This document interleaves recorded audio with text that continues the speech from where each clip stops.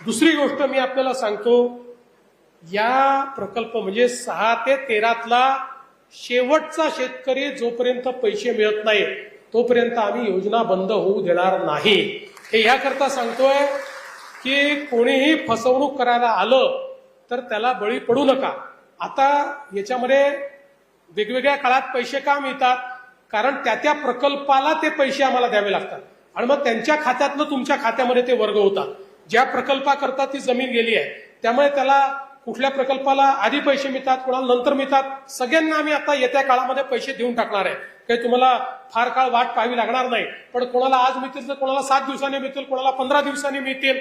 त्यामुळे कोणी येऊन जर तुम्हाला सांगितलं तुझं नावच नाही आहे, तुझं काही प्रॉब्लेम असेल, तुम्हाला जर एकाची कोणाची अडचण असेल, आमचे सगळे मंत्री आमदार या ठिकाणी बसल्यात, त्यांच्यापर्यंत जा, त्यांना सांगा की माझं नाव सापडत नाहीये, ही माझी जमीन आहे, हे माझे कागद आहे, त्याचा पाठपुरावा करून त्यालाही पैसे मिळवून देण्याची जबाबदारी आमची आहे। पण कोणत्याही दलालाच्या भानगडीत या ठिकाणी पडू नका।